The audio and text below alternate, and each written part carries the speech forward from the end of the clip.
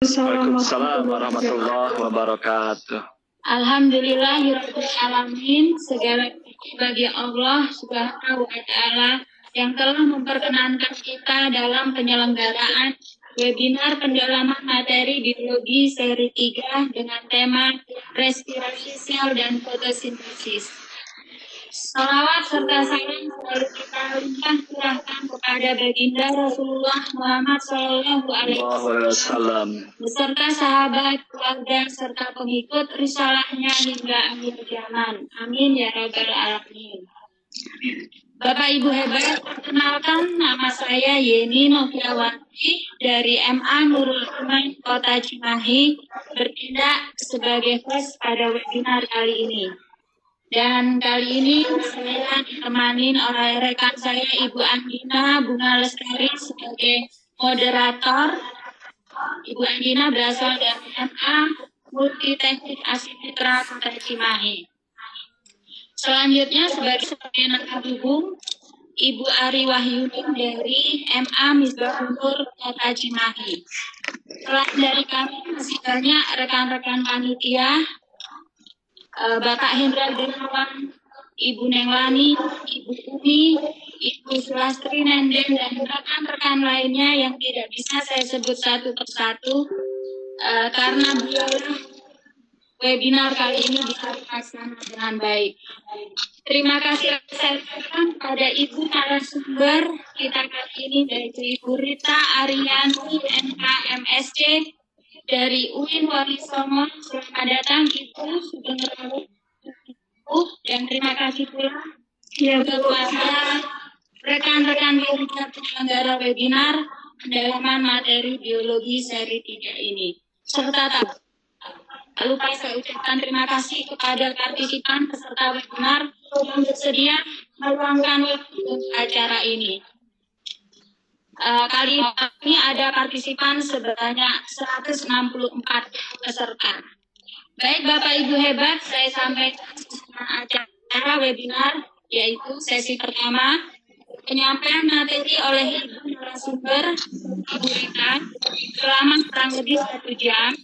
Kemudian sesi kedua, sesi tanya jawab oleh peserta webinar dan akan dijawab oleh Ibu narasumber Ibu Rita selama kurang lebih 1 jam pula. Bapak Ibu bisa bertanya melalui chatting ataupun raise hand. Baik Bapak Ibu hebat, selanjutnya acara saya serahkan kepada Ibu moderator kita, Ibu Andina. Silakan Ibu Andina. Ya, Assalamualaikum warahmatullahi wabarakatuh. Waalaikumsalam warahmatullahi wabarakatuh. Terima kasih Bu Yeni. Ya, terima kasih saya ucapkan kepada Bu Yeni tadi sudah berkenan untuk membuka acara pada hari ini. Dan terima kasih juga saya ucapkan kepada rekan-rekan panitia yang akan menyelenggarakan acara webinar pada hari ini. Dan tentunya saya ucapkan selamat siang, mungkin di beberapa wilayah menjelang selamat sore ini ya. Selamat siang menjelang selamat sore kepada Bapak Ibu semuanya. Selamat berjumpa lagi di acara webinar Komunitas Pendidik Madrasah Berbagi sesi 3 tentang pendalaman materi biologi.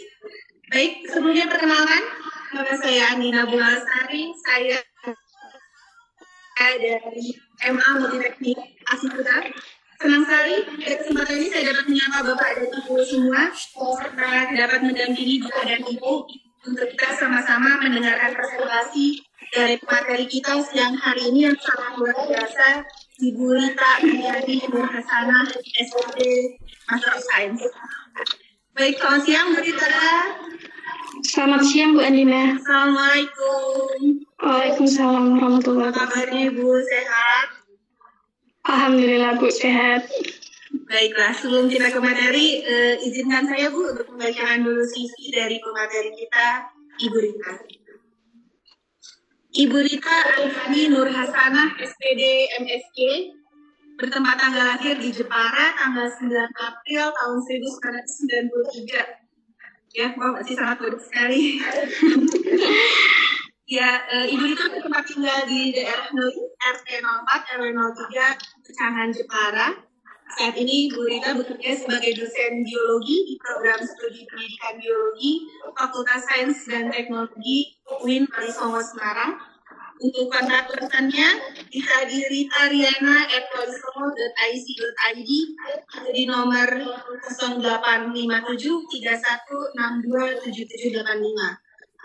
Untuk riwayat pendidikannya, Ibu Rita menyelesaikan pendidikan S1-nya di Universitas Negeri Semarang pada tahun 2015 dan S2-nya di Universitas Gajah Mada, jurusan biologi, lulus tahun 2018 dan konsentrasi minat studinya di fisiologi tumbuhan. Bu Rita juga sudah banyak sekali untuk publikasinya, di antaranya ada 1 peranan silikon dalam meningkatkan pertumbuhan kadar klorofil padi yang terkecam kadmium, diterbitkan di Al-Hayat Journal of Biology and Applied Biology tahun 2020. Lalu ada juga potensi of silicon in reducing cadmium toxic in Compo Paradise, terbit di Asia Journal of Agriculture Biology tahun 2020. Lalu Bu Rita juga sudah menerbitkan buku biologi sel pada tahun 2020 sebagai penulis kelima, dan yang terbaru di tahun 2021 ini menerbitkan jurnal dengan judul Phytochemical Screening and Cytotoxic Evaluation of Eugenia's Tendence Extract Using Lab NP4-7G Cell Lines, Jurnal Biodiversitas tahun 2021. Untuk pengalaman kerja Bu Rita ternyata pernah menjadi guru biologi dari tahun 2015 sampai 2016 di MTS Darul Hikam, menjadi tenor biologi di Lembaga Bimbingan Belajar tahun 2015 sampai 2016, tenor privat tahun 2018 sampai 2019, lalu tutor pendamping sains biologi di Mantra Gujarat Utara tahun 2018 sampai 2019, serta sebagai dosen biologi di UIN Walisongo Semarang sejak tahun 2019 sampai dengan sekarang. Subhanallah pengalamannya berusia aja pasti cukup muda. Baik, tidak berlama-lama. Kalau begitu, selanjutnya kita langsung dengarkan Bapak dan Ibu semua tentang materi respirasi dan fotosintesis. Kalau materi ini tentunya sudah akrab dengan Bapak dan Ibu, terutama yang mengajar kelas 12, karena materi ini ada di bab metabolisme sel di kelas 12 semester 1. Untuk lebih jelasnya, mari kita simak pendalaman materinya. Mangga kepada Ibu Rita.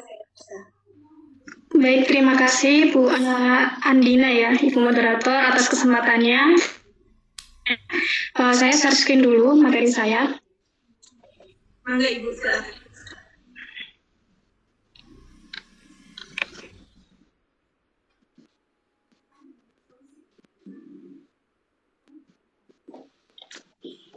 Apakah sudah terlihat? Sudah, Bu.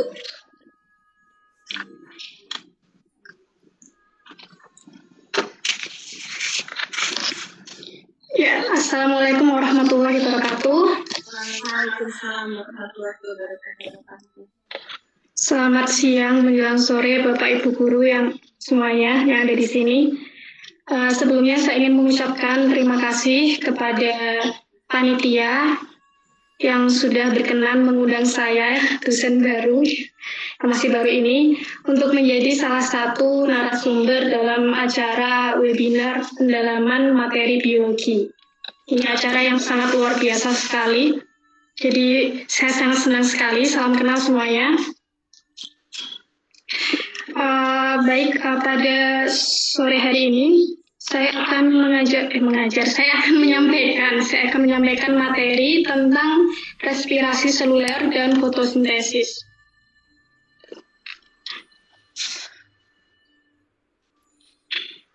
Jadi keduanya ini merupakan proses metabolisme yang penting bagi sel. Saya yakin di sini Bapak Ibu sudah akrab ya, tadi sudah disampaikan Bu Andina bahwa materi ini keluar pada bab metabolisme kelas 12 ya. Jadi di sini saya hanya akan merefresh saja merefresh ingatan tentang apa itu respirasi seluler dan fotosintesis dan bagaimana setiap tahapan yang terjadi pada kedua proses tersebut. Nah, di sini saya akan menjelaskan secara terpisah ya, respirasi seluler dulu, baru disusul dengan fotosintesis. Nah, ini respirasi seluler. Semua aktivitas organisme ya, termasuk kita, manusia, kita bisa berlari, kemudian kita bisa berbicara, kita bisa belajar, kita bisa mengikuti webinar seperti ini. Itu membutuhkan energi ya, energi, dan kita mencukupi kebutuhan energi kita itu dengan cara memakan makanan sumber energi. Misalnya ada karbohidrat, ada lemak, kemudian ada protein.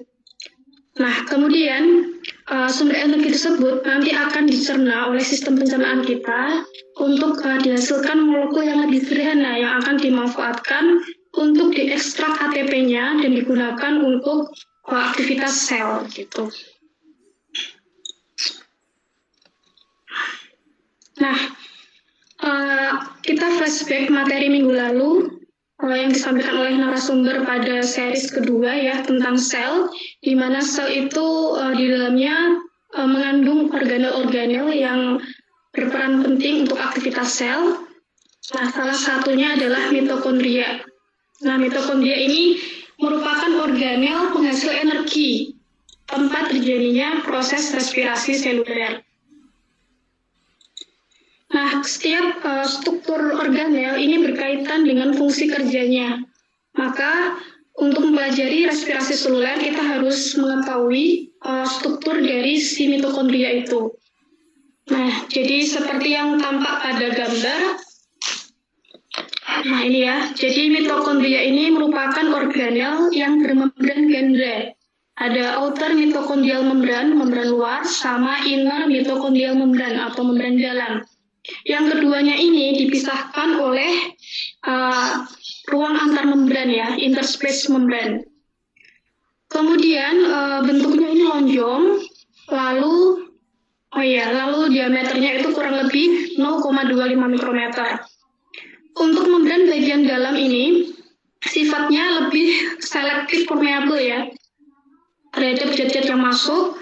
Kemudian membran bagian dalam ini membentuk lekukan ke arah matriks ini, ke arah dalam, namanya krista. Dan krista ini berperan untuk memperluas area respirasi sehingga bisa memaksimalkan jumlah energi yang disintesis. Gitu. Kalau membran luar ini terdapat saluran yang dibentuk dari protein korin. Terus di dalamnya ini ada matriks mitokondria yang di dalamnya itu mengandung komponen-komponen yang penting untuk respirasi seluler. Ada enzim, ada koenzim, ada kofaktor, dan juga ada material genetik. Sehingga di sini karena ada material genetik sendiri, mitokondria ini bekerja secara semi autonom yang mampu mengkode proteinnya sendiri yang dibuat oleh ribosomnya sendiri. Gitu. Oke, next.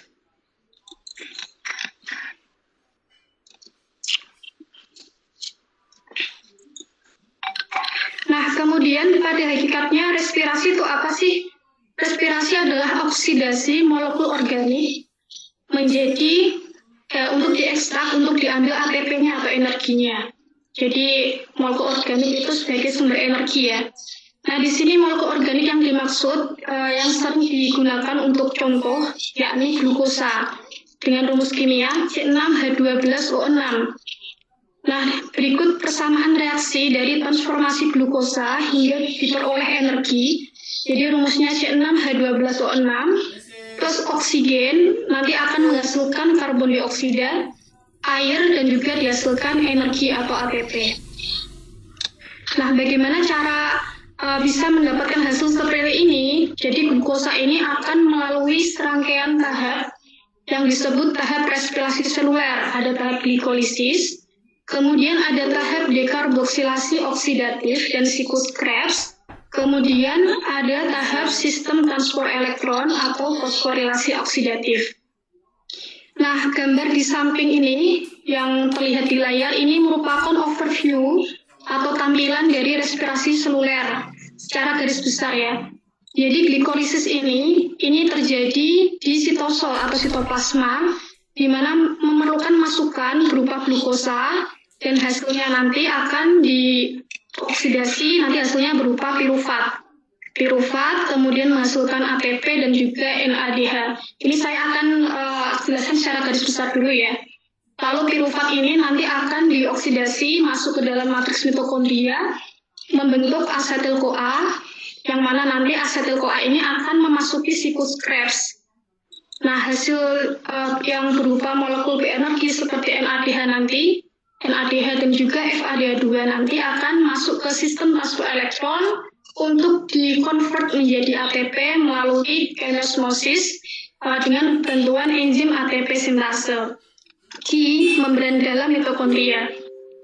Jadi overview-nya seperti itu. Sekarang saya akan jelaskan setiap tahapannya. Yang pertama glikolisis ya.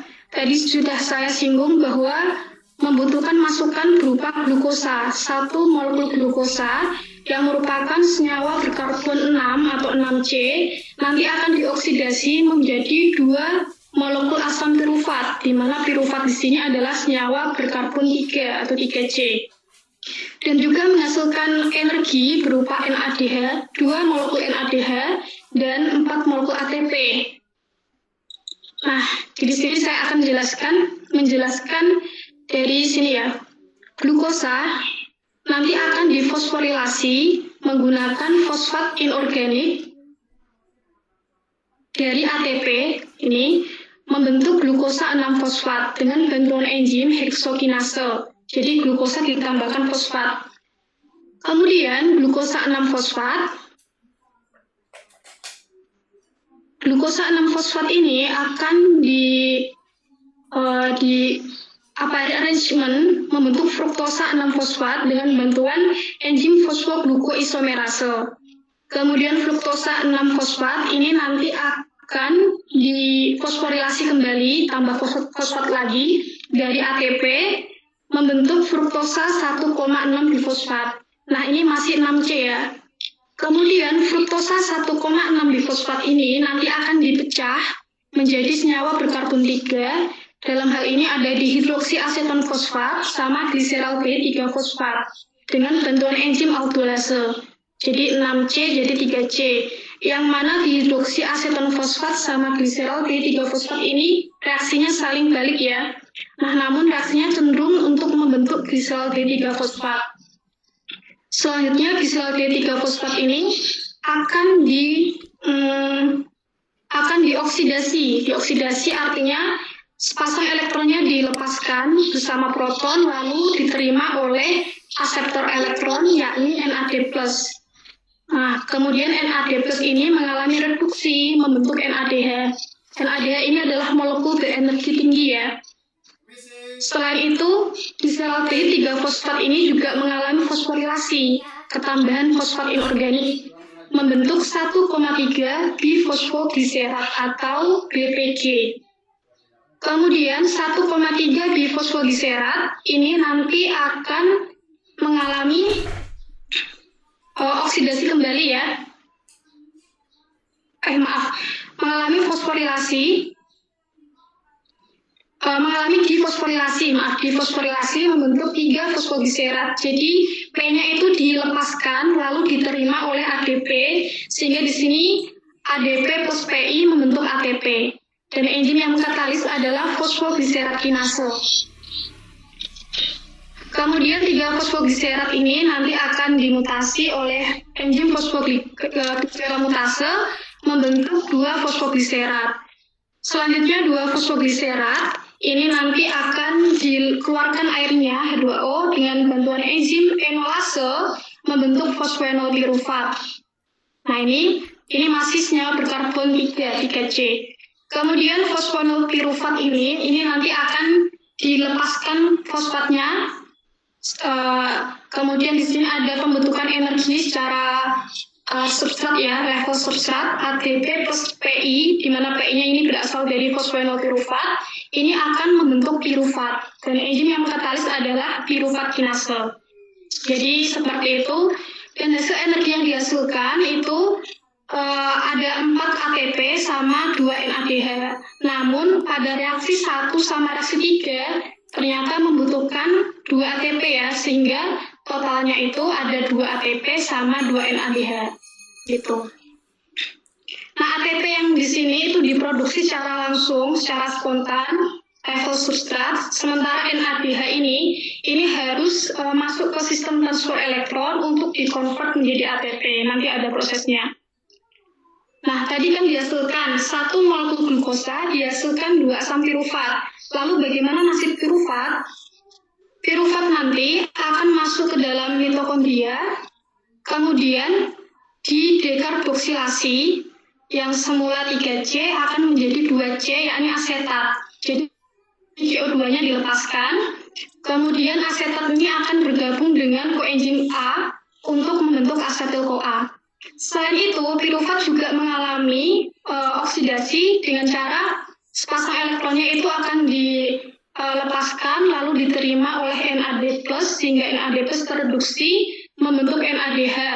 Dan juga berikatan dengan 1 proton 1H. Yang H1-nya lagi itu disumbangkan ke matriks. Jadi kesamaannya adalah NAD+ akan menghasilkan NADH plus H+. Gitu. Jadi kalau 2 asam pirufat berarti ada 2 asetil-CoA. Nah, lalu bagaimana selanjutnya nasib asetil-CoA? Oh ya, yang tadi juga hasil produksinya berupa CO2 ya. Nah, asetil-CoA yang sudah berada di dalam matriks mitokondria ini nanti akan memasuki siklus Krebs atau siklus asam sitrat ya. Nah, jadi di sini ada 9 reaksi. Reaksi pertama ada yang di paling atas ini. Jadi asetil-CoA ini akan melepaskan CoA-nya, kemudian akan dihubungkan, akan dikombinasikan dengan oksalasetat. Jadi asetil-CoA ini 2C, kemudian oksalasetat ini 4C, 4 tambah 2 jadi 6, jadi membentuk sitrat atau 6C. Dan enzim yang mengkatalis adalah sitrat sintetase. Kemudian sitrat ini akan di-rearrangement membentuk isositrat sama masih 6C dengan bantuan enzim akonitase. Kemudian isositrat ini akan oksidasi ya, akan dioksidasi dan juga didekarboksilasi dan juga didehidrogenasi. Jadi ada 3 reaksi. Isositrat membentuk alfa ketoglutarat. Kemudian di sini terjadi reduksi NAD+ membentuk NADH karena isositrat melepaskan elektronnya. Kemudian CO2-nya juga dilepaskan karena terjadi dekarboksilasi. Sehingga 6C ini akan berubah jadi 5C. Kemudian alfa ketoglutarat 5C ini mengalami dekarboksilasi kembali. Jadi CO2-nya dilepaskan. Kemudian mengalami oksidasi juga, menghasilkan NADH, NAD+ tereduksi membentuk NADH. Kemudian di sini ada CoA, jadi dikombinasikan dengan CoA membentuk suksinil-CoA. Yang awalnya itu 5C menjadi 4C ya, suksinil-CoA ada 4C. Kemudian suksinil-CoA diubah menjadi suksinat, di mana di sini CoA-nya dilepaskan. Kemudian di sini membutuhkan GTP plus fosfat inorganik yang akan membentuk GTP, di mana GTP ini akan menyumbangkan fosfat inorganiknya ke ADP sehingga terbentuk ATP. ADP terfosforisasi membentuk ATP. Kemudian suksinat 4C ini akan diubah menjadi fumarat. Nah, di sini melibatkan kofaktor FAD, yang mana FAD ini akan tereduksi karena suksinatnya mengalami oksidasi. FAD tereduksi membentuk FADH2. Dan produk yang dihasilkan di sini adalah fumarat, masih 4C. Lalu fumarat akan dikombinasikan dengan H2O, air, akan membentuk malat 4C. Dan malat ini akan digunakan untuk merecycle oksalasetat dengan bantuan enzim malat dehidrogenase, di mana di sini malat mengalami oksidasi sehingga NAD+ ini tereduksi membentuk NADH. Seperti itu. Nah, jadi hasil dari siklus Krebs di sini kita bisa menghitungnya. Ada 3 molekul NADH, kemudian 1 molekul ATP, dan 1 FADH2. Apabila ada 2 asetil-CoA yang berlangsung dalam 2 siklus, berarti ada 6 NADH, 2 ATP, sama 2 FADH2. Dan pada siklus Krebs ini akan menghasilkan karbon dioksida, ini dikeluarkan sebagai produk sisa dari respirasi seluler. Nah, lalu bagaimana nasib NADH dan FADH2? Tadi sudah dijelaskan bahwa siklus Krebs itu terjadi di matriks mitokondria. Berarti NADH sama FADH2 sudah berada di dalam matriks mitokondria. Nah, yang terjadi selanjutnya, maka molekul tersebut ini akan dikonversi menjadi ATP melalui proses yang namanya fosforilasi oksidatif. Nah, di sini ada gambar yang menunjukkan membran dalam mitokondria. Bagian atas di sini adalah matriks mitokondria, sementara bagian bawah di sini adalah intermembran space atau ruang antar membran. Kemudian ini membran dalamnya yang merupakan fosfolipid bilayer. Nah, di sini ada 5 komponen penting yang berperan dalam fosforilasi oksidatif. Yang pertama, NADH dehidrogenase. Kemudian yang kedua ini ada quinon. Yang ketiga, BC1 kompleks. Yang keempat ini ada sitokrom oksidase kompleks. Dan yang kelima ini ada ATP sintase atau ATPase. Nah, saya akan menjelaskan perjalanan NADH terlebih dahulu. Jadi NADH yang berada di dalam matriks ini nanti akan didehidrogenasi atau dioksidasi. Jadi elektronnya ini akan dilepaskan sehingga terbentuk NAD+. Ini sekaligus untuk merecycle NAD+ supaya bisa digunakan kembali sebagai asetil elektron. Nah, kemudian protonnya itu dipompa dari matriks ini, protonnya dipompa ke ruang antar membran. Nah, dua elektron ini nanti akan ditransfer ke ubiquinon sehingga ubiquinon itu terreduksi menjadi ubiquinol. Nah, kemudian elektron nanti akan diteruskan atau dialirkan menuju ke kompleks 3, yakni BC1 kompleks. Di mana pada kompleks 3 ini juga terjadi pompa proton dari matriks mitokondria menuju ke ruang antar membran. Lalu elektron itu diteruskan ke sitokrom, kemudian dibawa ke kompleks 4, yakni sitokrom oksidase kompleks. Kemudian di sitokrom 4 juga terjadi pompa proton dari matriks ke ruang antar membran. Nah, lalu akhirnya elektron tersebut akan mereduksi oksigen. Jadi oksigen ini bertindak sebagai aseptor elektron yang terakhir untuk respirasi aerob ya. Karena respirasi aerob itu bergantung pada oksigen. Nah, di sini oksigen ini akan bereaksi dengan H+, yang ada di matriks ini membentuk H2O. Persamaan reaksinya 2H+ plus setengah O2 membentuk H2O. Nah, H2O di sini juga merupakan produk sisa dari respirasi seluler. Nah, kemudian bagaimana cara mengkonversi ATP-nya? Jadi ATP itu dikonversi disebabkan oleh gradien proton yang tercipta antara ruang antar membran dengan matriks. Yang mana di sini di ruang antar membran ini bermuatan lebih positif dibandingkan di matriks. Artinya konsentrasi H+ ini lebih banyak dibandingkan yang berada di matriks. Akibatnya di sini H+ ini harus dimasukkan kembali ke dalam matriks melalui saluran atau channel pada enzim ATP sintase. Nah, di sini ada salurannya. Nah, ketika H+ ini dimasukkan kembali, ini akan membangkitkan energi potensial yang akan menggerakkan atau mengaktifkan kerja dari ATP sintase, sehingga terjadi fosforilasi ADP plus fosfat inorganik, ini akan membentuk ATP. Jadi begitulah perjalanannya, dan secara teoritis untuk satu molekul NADH ini akan dihasilkan 3 ATP. Berbeda dengan FADH2, perjalanannya itu dimulai dari kompleks 2 atau quinon ya, ubiquinon. Jadi di sini FADH 2 ini akan mengalami oksidasi, elektron ini dilepaskan, langsung dibawa ke kompleks 3, lalu di kompleks 3 terjadi pompa proton, kemudian elektron dibawa ke kompleks 4, terjadi pompa proton juga, dan akhirnya diterima oleh oksigen. Nah, gradien proton yang tercipta ini juga sama kayak NADH tadi, akan dimasukkan kembali ke matriks mitokondria, lalu mengaktifkan ATP sintase untuk fosforilasi ADP, sehingga menghasilkan ATP. Dan secara teoritis, untuk satu molekul FADH2 ini akan menghasilkan 2 ATP. Gitu.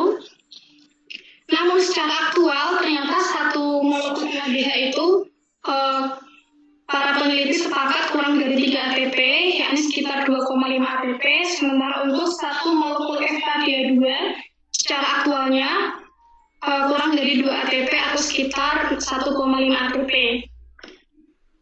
Oke, sekarang kita hitung bagaimana jumlah energi yang dihasilkan oleh satu molekul glukosa. Jadi tadi sudah dijelaskan pada tahap glikolisis ini dihasilkan 2 ATP dan 2 NADH, di mana 2 NADH ini akan masuk ke sistem transport elektron menghasilkan 6 ATP.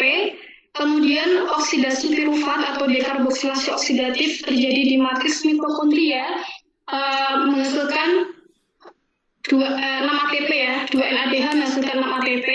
Sementara untuk siklus Krebs ini dihasilkan 2 ATP, lalu 6 NADH dikali 3 jadi 18 ATP, dan 2 FADH2 dikali 2 menjadi 4 ATP. Dan jika ditotal semuanya ini menjadi 38 ATP. Namun ada yang mengatakan 36 ATP. Kok bisa sih? Bagaimana? Nah, alasannya itu ini. Jadi, waktu glikolisis itu kan dihasilkan NADH, di mana glikolisis itu terjadi di sitosol. Padahal sistem transport elektron itu terjadi di membran dalam mitokondria. Dan membran dalam mitokondria itu bersifat impermeable terhadap NADH. Jadi NADH di sitosol tidak bisa masuk begitu saja menuju ke matriks. Nah, terdapat 2 cara supaya bisa elektron dari NADH di sitosol itu bisa dikonversi menjadi ATP. Caranya melalui 2 shuttle atau kalau dalam buku itu pesawat ulang-alik. Nah, di sini ada malat aspartate shuttle atau disingkat dengan malat shuttle. Dan yang kedua adalah glycerol 3-fosfat shuttle. Apa perbedaannya? Oke, kita simak. Yang pertama malat shuttle ya. Jadi elektron dari NADH sistolik ini saya bacanya dari gambar sini yang paling pojok di ruang antarmembran. Jadi NADH sudah sampai ke ruang antarmembran. Ini panahnya nggak kelihatan ya. Nah, ini NADH-nya ini akan mengalami oksidasi, melepaskan elektronnya, lalu diterima oleh oksaloasetat. Oksaloasetat produksi membentuk malat. Jadi malat ini sudah membawa elektron ya dari NADH. Lalu malat ini akan ditransport ke dalam melewati malat alfa ketobutarat antiport atau transporter yang harus ada imbal baliknya. Nah, di sini bertukar dengan alfa ketobutarat, sehingga kalau malat diimpor ke dalam, maka alfa ketobutarat itu harus diekspor keluar. Nah, setelah malat itu sudah sampai matriks, malat ini akan melepaskan elektronnya lagi dan mereduksi NAD+, sehingga NAD+ ini akan mengalami reduksi membentuk NADH. Jadi NADH inilah yang siap nantinya akan memasuki sistem transport elektron karena sudah berada di dalam matriks. Nah, malatnya ini akan dikonversi menjadi oksaloasetat kembali ya. Kemudian, oksaloasetat ini akan dibentuk menjadi alfa ketobutarat. Jadi oksaloasetat dan glutamat ini akan mengalami transaminasi dengan bantuan enzim aspartate aminotransferase, di mana di sini produk yang dihasilkan adalah alfa ketobutarat dengan aspartat. Nah, aspartat ini nanti akan diekspor keluar sebagai gantinya glutamat yang berada di dalam ruang antarmembran ini harus dimasukkan ke dalam. Nah, aspartat ini nantinya akan digunakan untuk merecycle kembali oksaloasetat dengan mekanisme yang sama tadi, dengan transfer amino ya, karena dibantu oleh enzim aspartat aminotransferase. Nah, karena NADH yang ada di cytosol kemudian masuk melalui malat shuttle dalam bentuk NADH, maka energi yang dihasilkan untuk fosforilasi oksidatif satu molekul NADH ini masih sama 3 ATP. Sehingga kalau menggunakan mekanisme ini, total ATP yang dihasilkan untuk satu molekul glukosa yakni 38 ATP. Berbeda halnya dengan gliserol 3-fosfat shuttle, yang mana di sini NADH yang dihasilkan oleh glikolisis ini nanti akan mengalami oksidasi dan melepaskan elektronnya. Yang menerimanya adalah DHAP, dihidroksiaseton fosfat. Jadi dihidroksiaseton fosfat ini akan tereduksi membentuk gliserol 3-fosfat. Lalu gliserol 3-fosfat ini akan melepaskan elektronnya kembali, kemudian diterima oleh FAD+. Jadi FAD+ ini sudah bersiap menerima elektron dari gliserol 3-fosfat.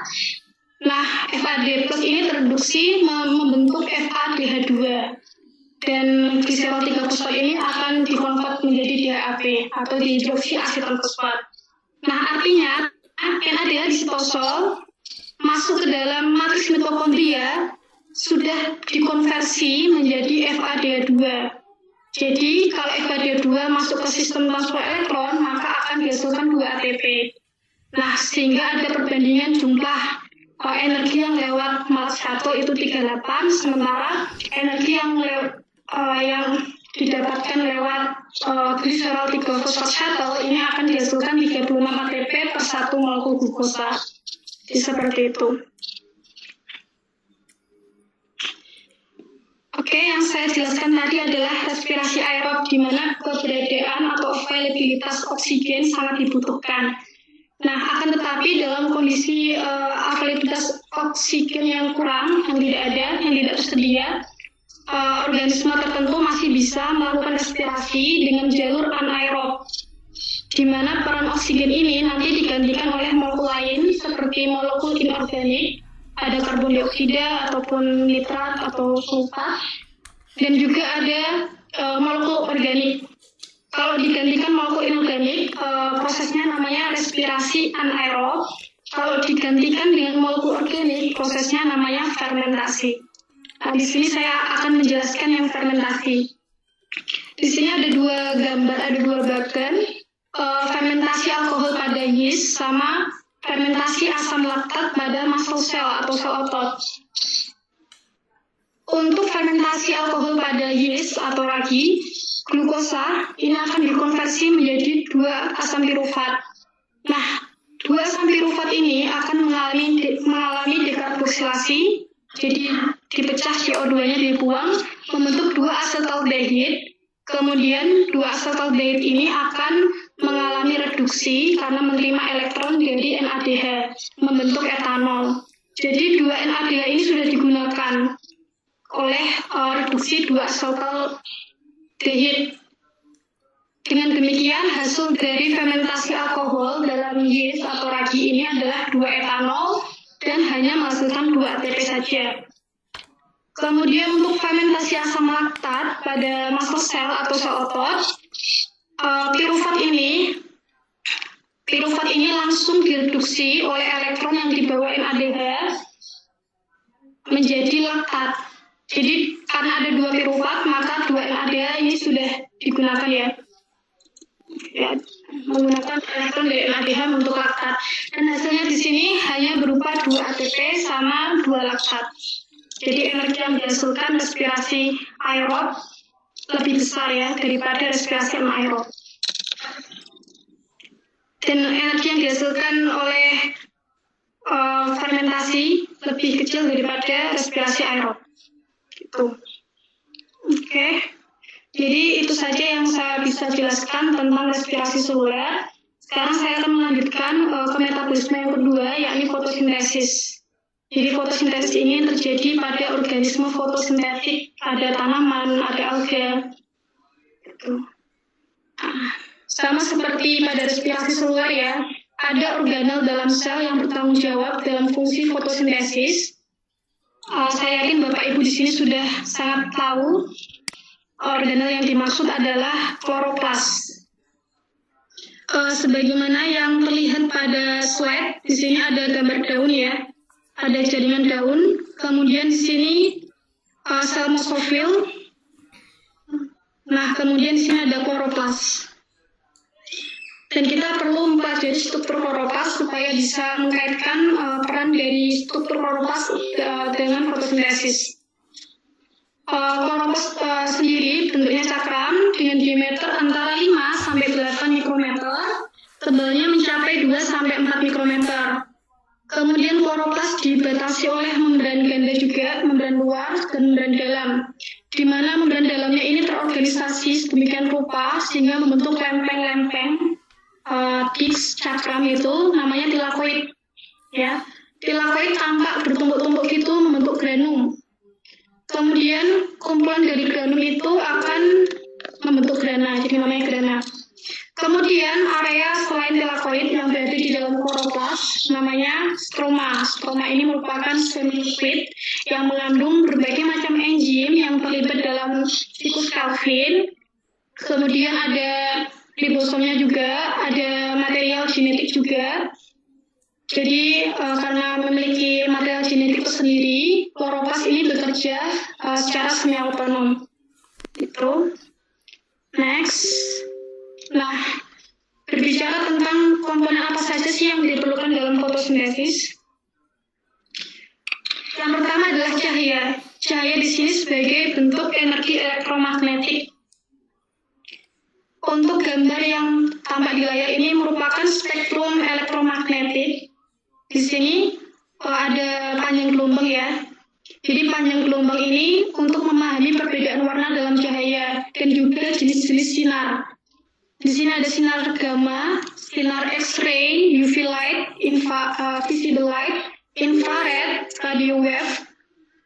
Untuk panjang gelombang terpendek gamma rays sampai terpanjang ada radio wave. Untuk visible light di sini merupakan bagian kecil dari seluruh spektrum yang ada, hanya sekitar panjang gelombangnya 400 nanometer hingga 740 nanometer. Nah, kemudian ada satu istilah lagi yang digunakan dalam proses fotosintesis, yakni foton. Foton sendiri ini merupakan partikel cahaya, jadi digunakan untuk memahami konsep kumpulan energi yang terpisah dari cahaya, yang bisa ditangkap atau diserap oleh pigmen fotosintetik. Gitu. Dan foton juga digunakan untuk memahami transfer energi yang terjadi selama fotosintesis. Kemudian, di sini ada keterangan ya, the shorter the wavelength of light, the greater its energy. Jadi semakin pendek panjang gelombang dari suatu sinar, ini maka energi yang dihasilkan atau energi yang dibawa itu semakin besar. Contohnya antara X-ray sama visible light. Di sini energi X-ray ini lebih tinggi atau lebih besar daripada visible light gitu. Next, selain cahaya, komponen selanjutnya yang berperan penting dalam fotosintesis yakni pigmen fotosintetik. Pada sel tumbuhan atau daun, pada sel-sel daun, pigmen fotosintetik yang umum adalah klorofil A, kemudian ada klorofil B sama karotenoid. Jadi pigmen di sini berperan dalam menangkap atau menyerap foton ya. Nah, di sini ada gambar tentang absorption spectra of chlorophyll and carotenoid. Jadi ada rentang wavelength ini, rentang panjang gelombang yang mampu diserap oleh ketiga pigmen tersebut. Di sini untuk yang grafik yang berwarna abu ini menggambarkan karotenoid, kemudian grafik yang berwarna hitam ini melambangkan klorofil A, sementara yang putus-putus ini yang dot menggambarkan klorofil B. Dan untuk klorofil A sama B ini cenderung lebih efisien menangkap cahaya biru violet dan cahaya merah. dan merefleksikan cahaya hijau yang bisa ditangkap oleh pigmen retina kita. Sementara untuk yang karotenoid ini lebih efisien menangkap cahaya blue atau biru sama hijau cerah ya, green light, dan merefleksikan warna oranye dan yellow. Itu. Nah, jadi kita sudah membahas komponen-komponen penting dalam fotosintesis. Kemudian, apa sih proses fotosintesis itu? Jadi, fotosintesis itu adalah proses anabolisme ya, penyusunan molekul organik. Jadi, penyusunan molekul sederhana menjadi molekul kompleks. Dalam hal ini, molekul sederhananya adalah karbon dioksida, kemudian ditambah dengan air, dengan bantuan cahaya matahari, nanti akan membentuk molekul yang lebih kompleks, yakni glukosa, dan dihasilkan air dan juga oksigen sebagai produk samping. Kemudian tahapan fotosintesis secara umum itu ada dua. Yang pertama adalah light dependent reaction atau reaksi yang bergantung pada cahaya, atau dalam buku-buku SMA ataupun SMP sering disebut sebagai reaksi terang. Yang kedua, siklus Kelvin atau light independent reaction. Ini reaksi yang tidak bergantung cahaya. Namun kalau di buku-buku SMA disebut reaksi gelap. Nah ini semoga siswa tidak miskonsepsi ya, karena reaksi gelap yang dimaksud di sini itu adalah reaksi yang tidak bergantung cahaya. Ada atau tidak ada pun cahaya, itu reaksi tersebut dapat terjadi. Gitu. Untuk gambar di samping ini merupakan overview secara garis besar bagaimana proses fotosintesis pada sel daun itu terjadi. Jadi di sini ada sunlight yang diterima oleh fotosistem. Kemudian ini reaksi terang, hasilnya berupa ATP dan NADPH, di mana kedua energi ini akan digunakan untuk mereduksi karbon dioksida untuk mensintesis molekul organik, dalam hal ini adalah glukosa. Oke, nanti saya akan jelaskan lebih rinci prosesnya. Nah, ini reaksi terang. Jadi reaksi terang itu terjadi di membran tilakoid. Jadi ini adalah gambaran membran tilakoid. Ini mirip dengan sistem transfer elektron pada membran dalam mitokondria pada proses respirasi seluler. Di sini melibatkan beberapa komponen kompleks ya yang penting untuk menghasilkan ATP, seperti fotosistem 2, kemudian ada B6F kompleks, lalu ada fotosistem 1, NADP reduktase, dan yang terakhir ada ATP sintase atau ATPase. Nah, proses yang pertama yakni foton ini energi ya, energi foton diserap oleh pigmen yang berada pada fotosistem 1, fotosistem 2 maksud saya. Fotosistem 2 ini P680 karena efisien untuk menangkap cahaya dengan panjang gelombang 680 nanometer, namanya P680.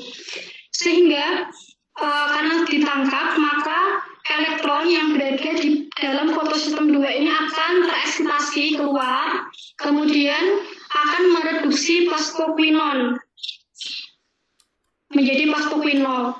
Nah, kemudian elektron nanti akan dibawa menuju ke B6F kompleks, di mana di sini terjadi pompa proton dari stroma menuju ke lumen ya, lumen tilakoid. Nah, bersamaan hal itu, H2O atau air ini akan dihidrolisis atau difotolisis karena menggunakan bantuan cahaya matahari, membentuk oksigen setengah O2 dan 2H+. Nah, jadi ini dengan bantuan enzim water splitting enzyme atau hidrolase ya. Nah, H2O ini dioksidasi, artinya elektron itu dilepaskan. Elektron itu dilepaskan mengisi fotosistem 2 P680 yang kehilangan elektronnya. Oke, kita lanjut elektron yang dari fotosistem 2 nanti. Ini ya, yang sudah berada di B6F kompleks ini nanti akan dibawa plastosianin menuju ke fotosistem 1. Di fotosistem 1 juga menyerap proton. Fotosistem 1 adalah P700 karena mampu menyerap panjang gelombang 700 nanometer. Ketika fotosistem 1 menangkap foton, maka elektron yang berada pada fotosistem 1 ini akan tereksitasi keluar, kemudian akan mereduksi ferrodoksin, kemudian dibawa ke NADP reduktase, di mana NADP reduktase ini merupakan enzim yang dapat mereduksi NADP plus menjadi NADPH. NADPH inilah merupakan sumber energi untuk reaksi gelap atau siklus Kelvin. Nah, bagaimana nasib fotosistem 1 yang ditinggalkan elektronnya? Maka elektron tersebut itu akan digantikan oleh elektron yang dibawa dari fotosistem 1. Jadi maksudnya itu elektron dari fotosistem 1 ini akan mengisi kekosongan di elektron fotosistem 2. Gitu. Nah, hasilnya tadi berupa NADPH ya, 1 NADPH.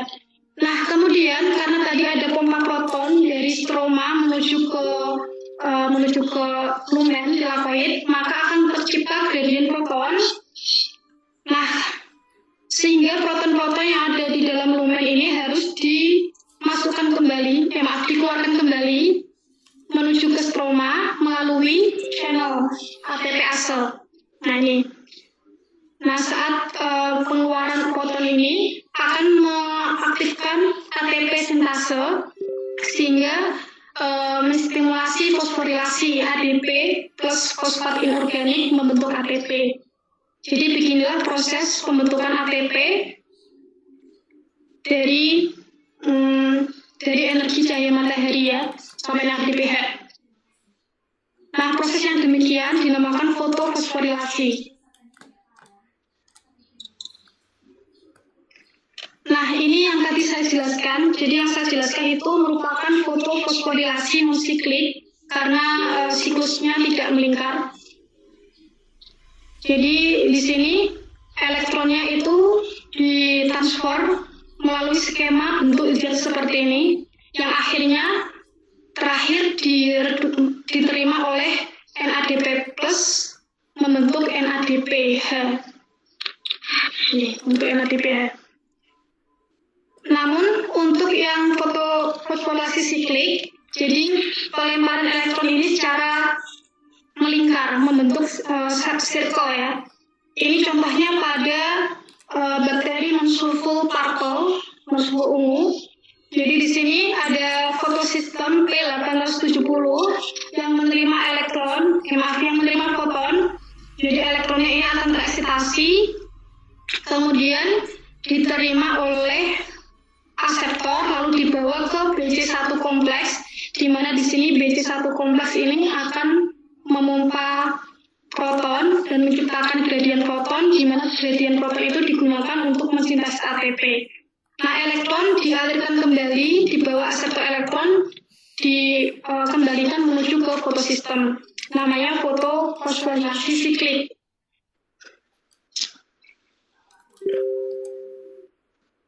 Nah, tadi hasil dari reaksi terang atau light dependent reactions itu berupa ATP sama NADPH sama oksigen.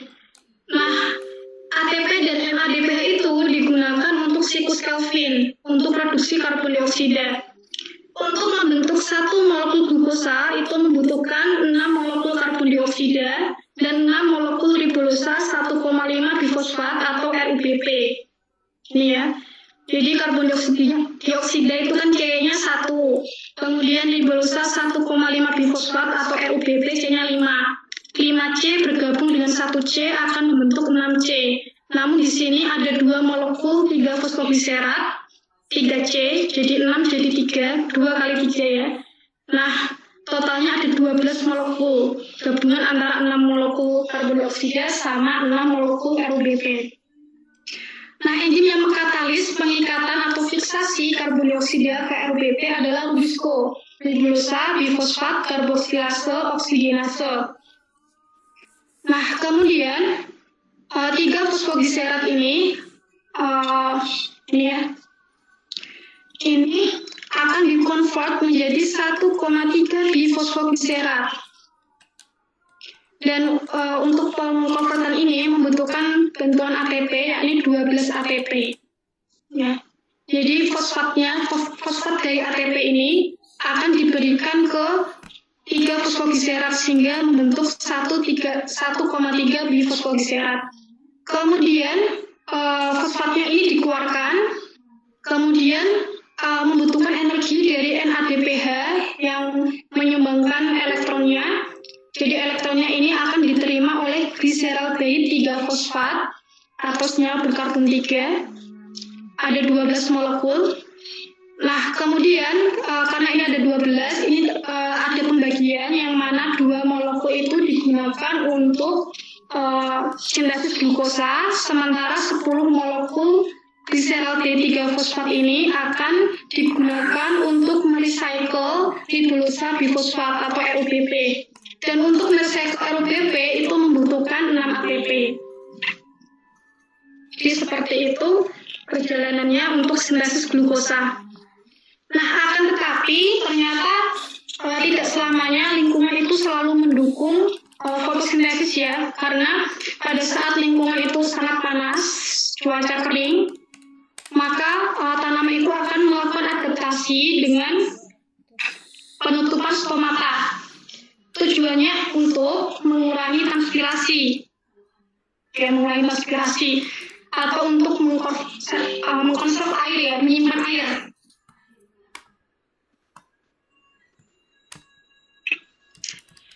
Nah, apabila stomata menutup seperti ini, berarti menghalangi karbon dioksida dari udara masuk ke dalam sel dan juga menghalangi oksigen yang seharusnya dikeluarkan. Gitu. Akibatnya konsentrasi karbon dioksida itu lebih tinggi, konsentrasi oksigen itu lebih tinggi daripada karbon dioksida. Nah, di sini sayangnya RUBP itu kan singkatan dari ribosa bifosfat oksigenase, karboksilase oksigenase. Jadi selain memiliki afinitas terhadap karbon dioksida, juga memiliki afinitas terhadap oksigen. Jadi yang terjadi adalah pengikatan oksigen dengan RUBP. Nah, apabila ini terjadi, maka akan melanjutkan yang namanya proses fotorespirasi. Dan fotorespirasi ini, produk yang dihasilkan itu tidak bisa digunakan untuk membuat gula dan bahkan melepaskan karbon dioksida. Dan fotorespirasi ini merupakan proses yang merugikan untuk tanaman, terutama tanaman C3 ya. Merugikan hingga 25%, mengurangi hasil energi pada tanaman ini. Nah, ini prosesnya. Selain itu, fotorespirasi juga merugikan karena menghasilkan NH3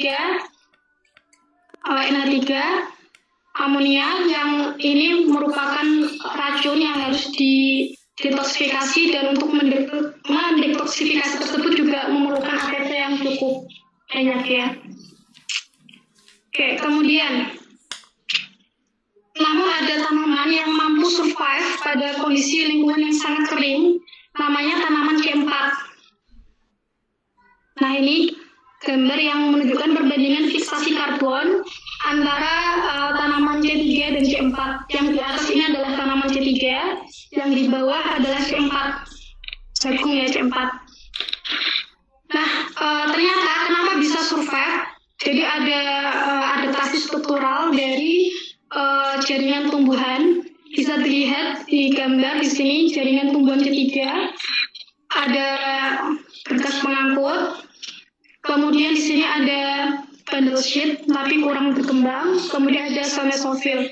Sementara untuk tumbuhan C4 di sini bundle sheet-nya ini sangat berkembang. Kemudian sel mesofilnya juga sangat berkembang baik.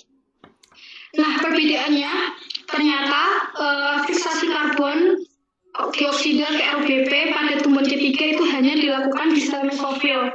Sementara untuk tumbuhan C4, fiksasi karbon dioksida ke RUBP itu dilaksanakan di bundle sheet atau sel seludam bekas pengangkut. Oke.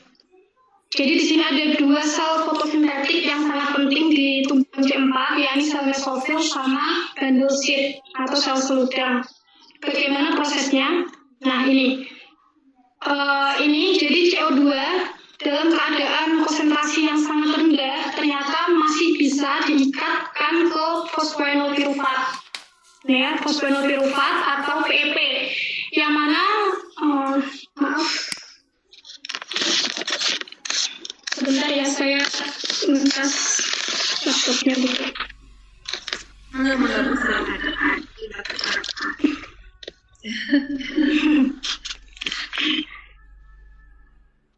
Ini, jadi dalam konsentrasi CO2 yang sangat rendah, ternyata masih bisa diikatkan ke PEP, fosfoenolpiruvat, dengan bantuan enzim PEP karboksilase.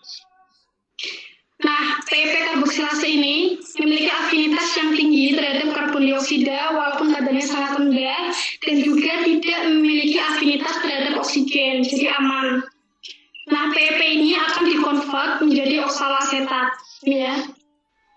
4C ya, makanya dikatakan tanaman C4 karena produk pertama hasil pengikatan karbon dioksida dengan PEP adalah senyawa berkarbon 4 atau oksaloasetat. Kemudian oksaloasetat ini akan dikonvert menjadi malat. Ini dengan bantuan enzim malat dehidrogenase. Kemudian malat inilah yang bisa dimasukkan ke dalam bundle sheet shell. Nah, di malat inilah di dekarboksilasi, jadi CO2-nya dilepaskan, jadi malat dikonversi menjadi piruvat. Kembali ke 3C ya, malat 4C, CO2-nya dilepaskan menjadi piruvat. Nah, piruvat ini dikembalikan ke sel mesofil untuk recycle kembali menjadi fosfoenolpiruvat. Jadi CO2 sudah berada di dalam bundle sheet cell.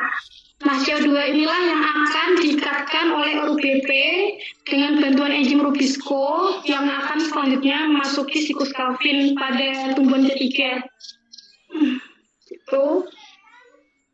Nah, ada tumbuhan lain yang memiliki mekanisme yang berbeda dalam adaptasi, yakni tumbuhan C4.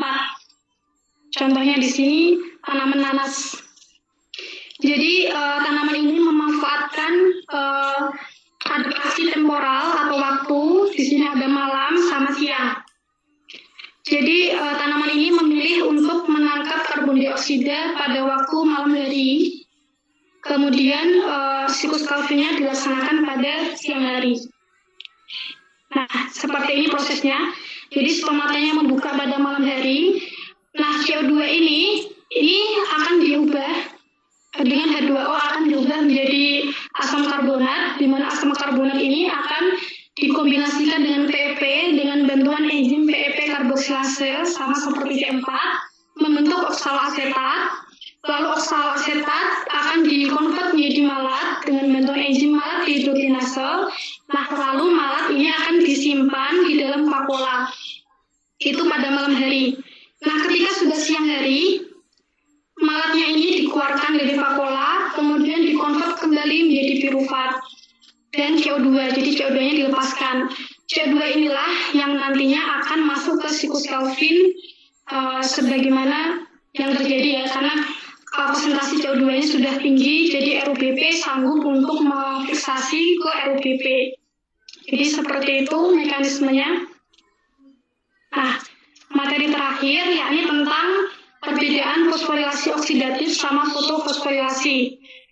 Kalau fosforilasi oksidatif kita mengenal istilah tersebut pada proses respirasi seluler. Kalau fotofosforilasi kita mengenal reaksi tersebut pada fotosintesis.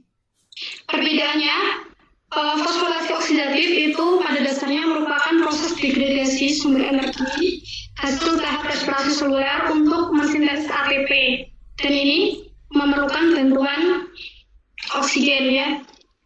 Terus kalau fotofosforilasi ini menggunakan energi yang berasal dari energi cahaya. Dalam hal ini yang paling umum adalah cahaya matahari untuk sintesis ATP. Kemudian perbedaannya lagi terdapat pada tempatnya. Kalau fosforilasi oksidatif terdapat terjadi di membran dalam mitokondria. Untuk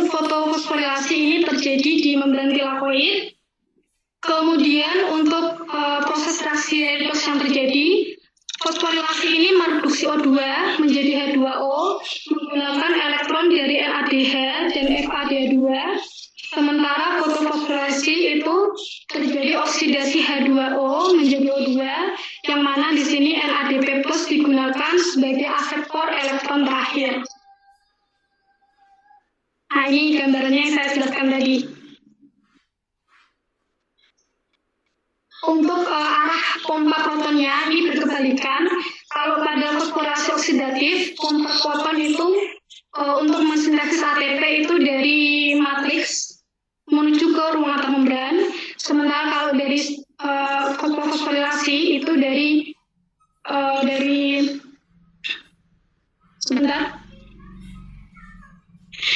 lumen dikeluarkan menuju ke stroma. Jadi seperti itu, arahnya berkebalikan. Oke, terima kasih. Itu yang bisa saya sampaikan mengenai respirasi seluler dan fotosintesis. Ya, terima kasih. Kita menarik sekali ya kebalikan kita tentang proses respirasi sel dan proses fotosintesis, proses katabolisme dan anabolisme ya Bu ya. Ya, mudah-mudahan bisa memberi tambahan pengetahuan dan nantinya bisa kita aplikasikan di kelas saat kita mengajar kepada anak-anak kita.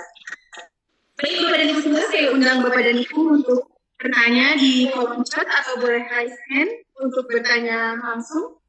Sudah mulai masuk pertanyaan, baik Ibu Bapak, saya akan coba menyampaikan rekan yang bertanya sekaligus membacakan pertanyaannya ya.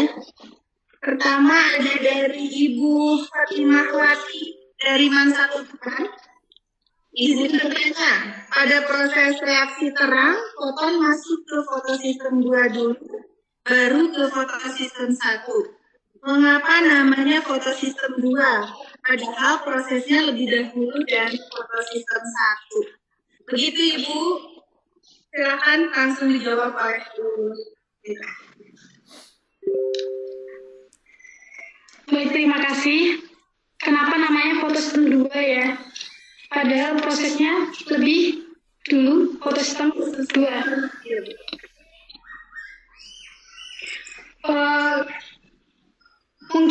Mungkin fotosistem 1 karena energi yang dibawa oleh foton pada P700 dari panjang gelombang 700 itu lebih tinggi dibandingkan panjang gelombang 680.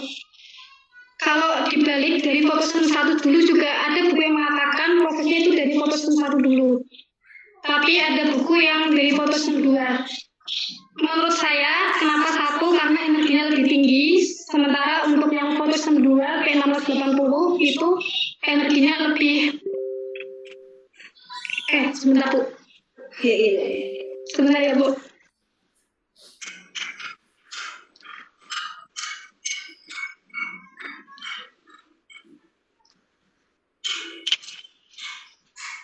Tadi saya terangkan bahwa semakin pendek panjang gelombang, maka energi yang dibawa semakin tinggi ya. Oke. Kemudian fotosistem 2 itu P680, berarti menghasilkan energi yang lebih tinggi daripada panjang gelombang 700. Seperti itu. Gimana sih? Gimana? Bu Fatimah, kira-kira jawabannya bisa diterima? Sepertinya sudah cukup ini ya Bu ya. Nanti mungkin bisa dibahas lebih lanjut lagi di Iya Bu. Kita lanjutkan dulu, saya di kolom chat dulu ya Bu Yani, nanti yang baru kita klaim dengan yang lain. Untuk selanjutnya dari Ibu Sri Wahyuni dari Man 17 ya. Pertanyaannya adalah bagaimana laju fotosintesis pada negara yang mengalami 4 musim? Laju fotosintesis seperti apa itu Bu? Karena dia kan 4 musim berbeda-beda, jadi seperti itu. 4 musim yang berbeda berarti ada faktor lingkungan yang mempengaruhi ya. Ada suhu, ada cahaya, sama kelembaban. Nah, dilihat dari cahaya sendiri itu berarti ada 4 karakter cahaya yang perlu diperhatikan, yakni intensitas cahayanya, sama durasinya, sama kualitasnya. Nah, untuk umat muslim itu berarti berpengaruh terhadap selama sinar ya, selama sinar matahari. Nah, jadi mungkin kalau musim panas, umat muslim itu musim apa aja sih? Musim panas, musim dingin, gugur ya? Gugur. Nah, itu berarti kalau musim panas berarti fotosintesis berlangsung dengan baik dibandingkan dengan musim dingin. Dan juga suhu mempengaruhi karena jika suhunya terlalu rendah, maka enzim fotosintesis tidak bisa bekerja atau inaktif. Jika suhunya terlalu tinggi juga sama, jadi enzim tidak bisa bekerja dengan baik. Kalau lama sinar, jadi kalau sinar intensitas yang diterima itu terlalu lama, maka bisa mengakibatkan dampak kekeringan ya, bisa mengakibatkan dampak kekeringan sehingga tanaman itu akan melakukan adaptasi dengan menutup stomata. Untuk tanaman ketiga bisa mengalami fotorespirasi dan itu sangat merugikan untuk tanaman. Oke. Terima kasih Bu jawabannya. Baik, selanjutnya sebelum kita lanjutkan membaca pertanyaan yang ada di kolom chat, ini sudah ada rekan kita yang mesin, ada Ibu Ratnawati. Ibu Ratnawati ingin bertanya secara langsung, maka silakan Ibu Ratnawati kepada silakan. Ini ada jawaban dari Bu Ani. Di bawahnya ya. Fotosistem 1 dinamakan pertama karena ditemukan lebih dulu. Oh iya.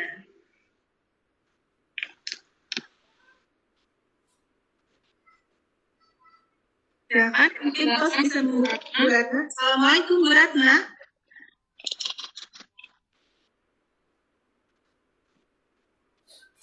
Bu Ratna.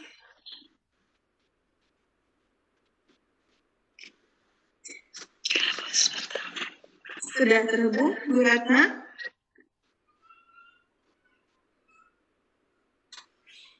Sambil menunggu Bu Ratna terhubung, saya lanjut ke pertanyaan selanjutnya. Ya, Ya, silakan. ya baik. Bu Rita, selanjutnya ini ada dari Pak Eri Sustandi. Katanya berhubungan dengan ATP yang dihasilkan antara 36 dan 38 mungkin ya, di masa pertanyaan ini. Apakah ada pada sel-sel tertentu pada makhluk hidup yang menghasilkan ATP tertentu 36 atau 38? Oh ya. Jadi 38 ATP itu dihasilkan oleh bakteri aerob dan juga sel-sel eukariotik seperti sel-sel tubuh. Sementara untuk yang 36 ATP itu dihasilkan oleh jaringan adiposa lemak. Oke. Ya, terima kasih jawabannya. Bagaimana Bu Ratnanya sudah? Pak Erisnya raise hand. Ya, Pak Eris, silakan Pak Eris. Ya, terima kasih Bu Ratna. Bagus materinya ya, refresh juga bagi saya. Tadi mungkin karena mungkin pernah saya baca di beberapa atau informasi yang mengenai ATP 36 dan 38 gitu ya. Ada di makanya saya konfirmasi ke Bu Ratna, ada yang di sel hati atau di sel ginjal yang hasilkan 36, 38 gitu ya. 36 atau 38. Tadi kan sudah dijawab yang hubungan dengan bakteri aerob dan adiposa ya, adiposa. Jadi ingin memastikan aja Bu Ratna gitu ya, sel-sel tubuh manusia aja misalnya. Ada nggak organ-organ yang hanya menghasilkan 36 atau 38? Mangga Bu Rita, silakan. Rita, punten Bu Rita ya, bukan Bu Ratna.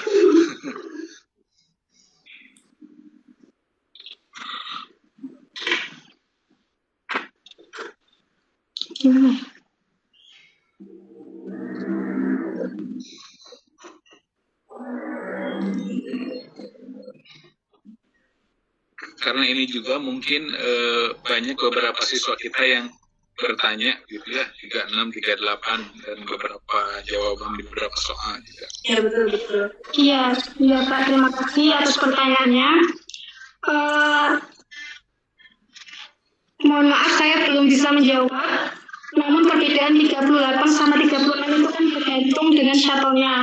Dan yang saya baru ketahui bahwa yang 38 itu dilakukan oleh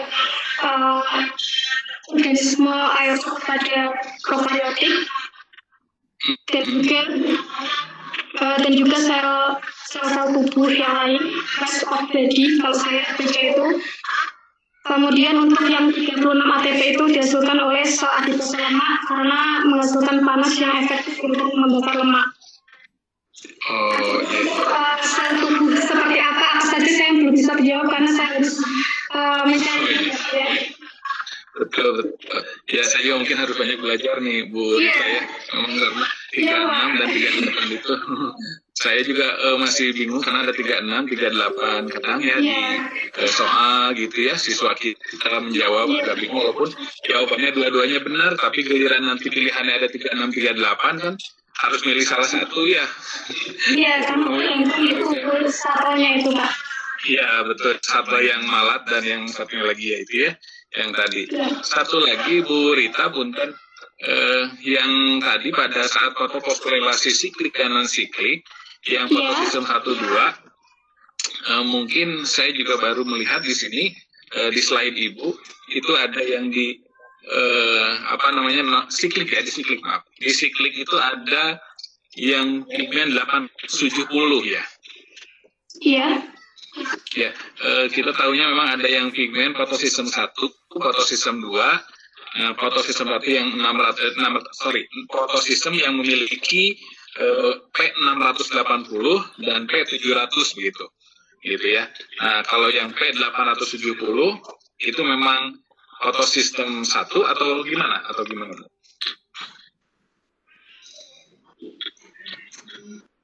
Sebentar ya Pak. Ya.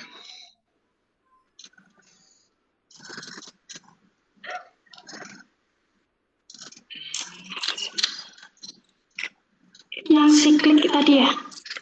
Iya, yang siklik dan non siklik ya. Kalau non siklik itu melibatkan dua fotosistem ya, fotosistem 2 P680 sama fotosistem 1 P700. Yang non siklik ya? Iya, yang non siklik. Tumbuhan juga bisa melakukan fosforilasi siklik menggunakan P1, fotosistem 1 P700. Oh iya, P700. Bisa juga mungkin dengan P870 ya, saya lihat di sumbernya itu. Yang P870 ini bukan tumbuhan Pak, melainkan bakteri ya. Betul. Makanya saya tadi ketika panitia minta slide, saya lihat memang dari sumbernya di sini yang untuk yang sikliknya itu adalah yang P870 itu adalah bakteri ungu ya. Beberapa ini. Ya, oke. Berarti kalau di tumbuhan itu bisa P1, P2 dengan panjang gelombang antara yang tadi ya 680 dan 700 gitu ya, yang siklik ya. Ya, terima kasih Bu Rita. Iya Pak. Baik, terima kasih Pak atas pertanyaannya. Kita lanjut lagi, kita lihat kalau mungkin ada lagi pertanyaan dari Satriana, Ibu atau Bapak Satriana. Pertanyaannya adalah apa perbedaan yang mendasar antara fotosistem tumbuhan C5 dan CAM? Seperti itu pertanyaannya kita. Apa perbedaan yang mendasar?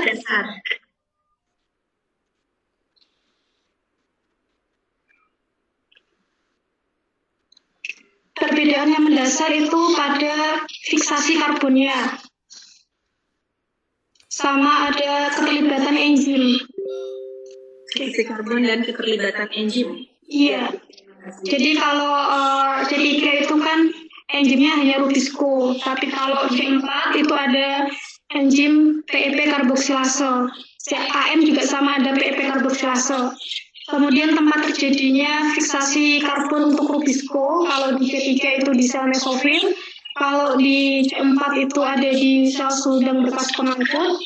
Kemudian kalau CAM itu untuk mengikat ke RUBP itu butuh adaptasi siang malam. Jadi untuk mengikat RUBP dilaksanakan pada waktu siang hari. Oke, Bu. Masih Maaf dari 5 sampai 6 hari. Masih nyambung ini ada pertanyaan dari Ibu Wiji Astuti. Pertanyaannya adalah apakah perbedaan tumbuhan C3 dan C4 secara morfologi? Secara morfologi. C3 dan C4 ya? C3 dan C4 secara morfologi. Secara morfologi. Morfologi atau anatomi? Morfologi ya? Kalau C3 itu contohnya padi, kalau C4 itu contohnya jagung. Nah, biasanya kalau panas terik, padi itu akan menggulung daunnya itu untuk mengurai penguapan. Tapi kalau jagung tidak begitu menggulung, masih tegar. Artinya di sini padi itu rentan terhadap tekanan panas. Oke. Secara morfologi seperti itu. Kalau anatomi tadi berkas pengangkut pada jagung itu lebih berkembang dibandingkan berkas pengangkut pada daun padi. Baik ya. Terima kasih Ibu. Selanjutnya ini ada yang masuk pertanyaan terkait ke host dari Ibu Umi Kulsum dari MA Darul Arkom Garut. Assalamualaikum warahmatullahi wabarakatuh. Izin bertanya, pada pemindahan tumbuhan dengan proses stek, seringkali terjadi pelayuan daun atau batang. Ada siklus di bagian mana dari fotosintesisnya yang terputus mungkin? Maksudnya sehingga si daunnya ini jadi layu. Pada apa Bu? Pada Stek, saat menstek. stek. Ya, Daunnya jadi layu ya? ini jadi layu. Betul. Oh ya. Jadi stek itu kan berarti memotong ya, memotong bagian atas sama bagian bawah ya. Yang areal itu dipotong, kemudian dipindahkan ke tanah. Terus yang atas bisa layu. Sebentar Bu, saya berpikir dulu ya Bu. Iya. Sampai kita menunggu pertanyaan dari teman-teman yang lain, kita masih di jam 14.26, kita masih punya kurang lebih setengah jam lebih ya untuk sesi tanya jawab ini.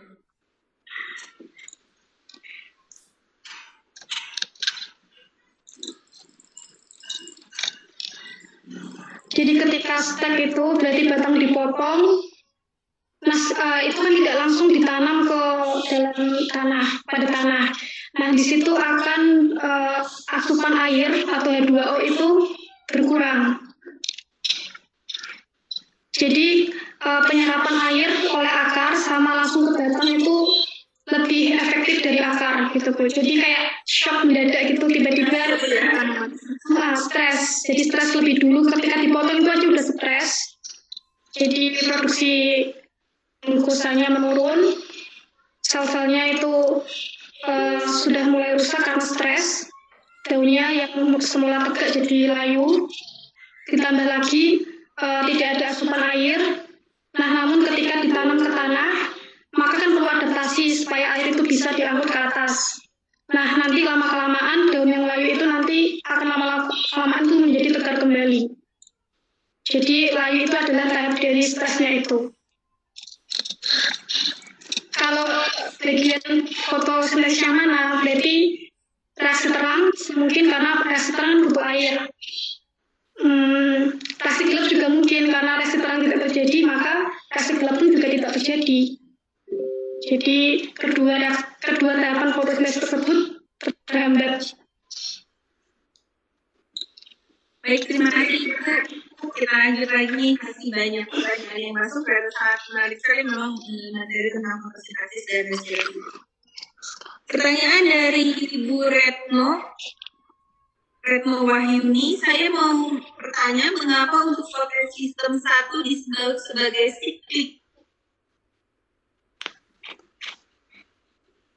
Fotosistem 1 disebut sebagai siklik.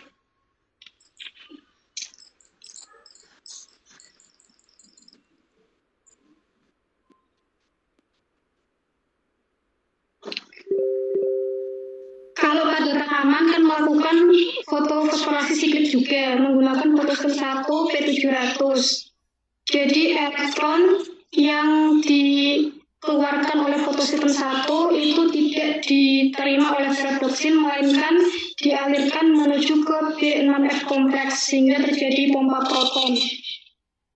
Itu jadi ini melibatkan ini sih Bu, B6F kompleks, posisinya ada di sini. Dan bisa dikembalikan lagi menjadi ke fotosistem 1, makanya bentuknya lingkaran. Dan itu hanya terjadi di fotosistem 1. Oke, baik, terima kasih Bu. Selanjutnya dari Ibu Pratiwi dari SMA 3 Tangerang. Mohon izin bertanya mengenai fotorespirasi. Bagaimanakah mekanismenya, pelaku dan keuntungan yang dihasilkannya? Fotorespirasi.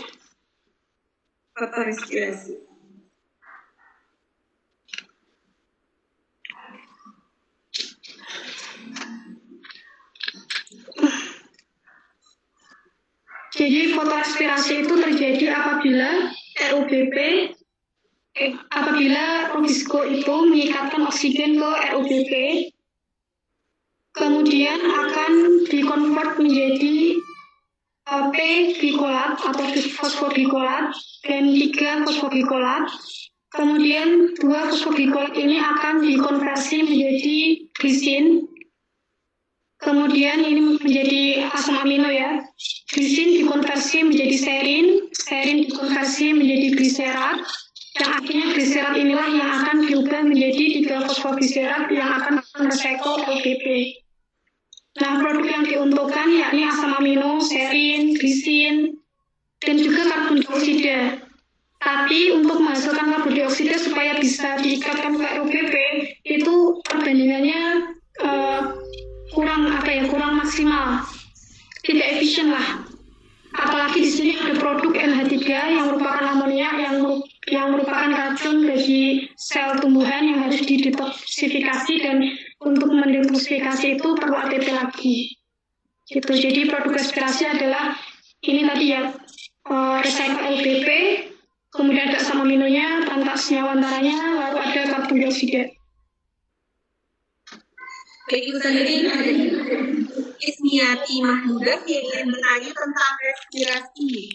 Mungkin Bu Ismiati bisa menanyakan secara langsung. Bu Yeni mungkin bisa diperkenalkan juga untuk Ibu Ismiati.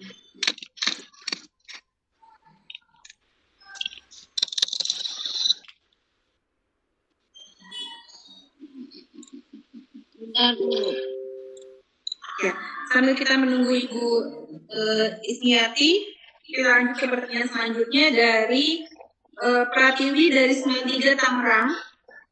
Mohon izin bertanya mengenai fotorespirasi, manakah mekanismenya, pelaku dan keuntungan yang dihasilkannya? Tadi pesan yang ini sama ya, Bu, dengan tadi dijelaskan Ibu. Gimana Bu?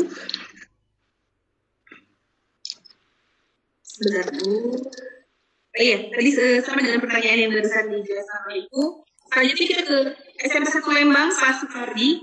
Izin bertanya untuk keperluan edukasi siswa, adakah analogi untuk fotosintesis sehingga mudah untuk mendengarnya dan paham? Analogi untuk proses fotosintesis, kira-kira seperti itu. Analog untuk fotosintesis. Apa ya? Mata.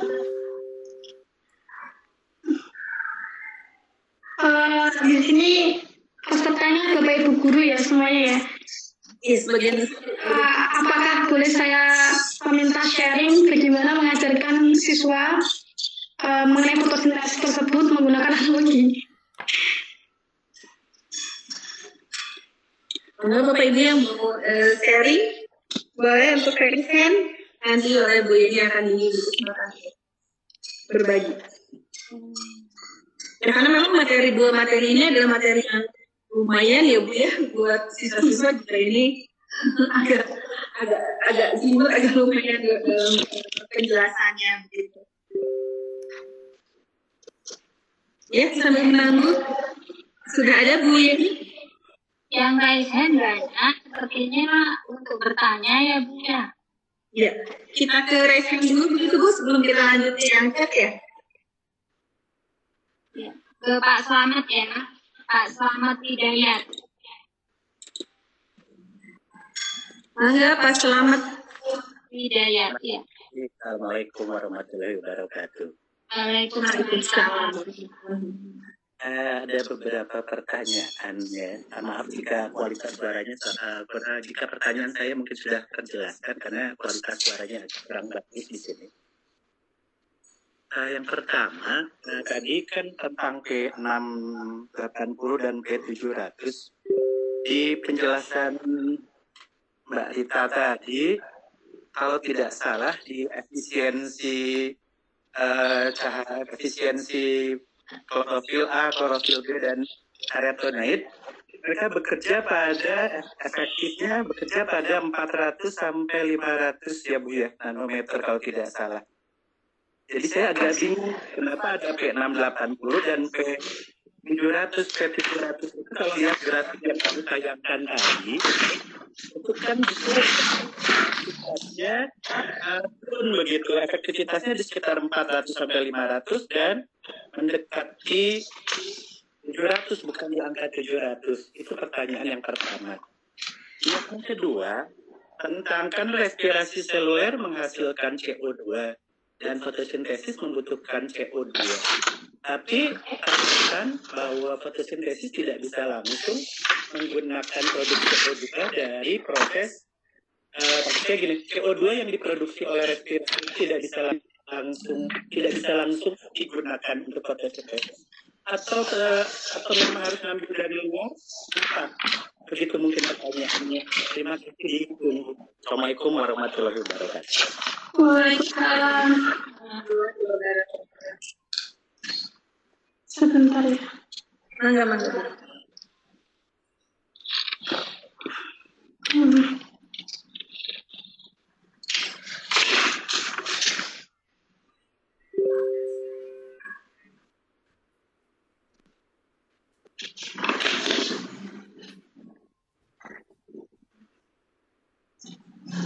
Untuk yang pertanyaan kedua tadi itu ya, karbon dioksida yang dihasilkan dari respirasi seluler kenapa tidak bisa langsung digunakan untuk fotosintesis? Iya betul. Ya. Tidak bisa. Kalau bisa bagaimana mekanismenya? Kalau tidak bisa kenapa begitu? Itu.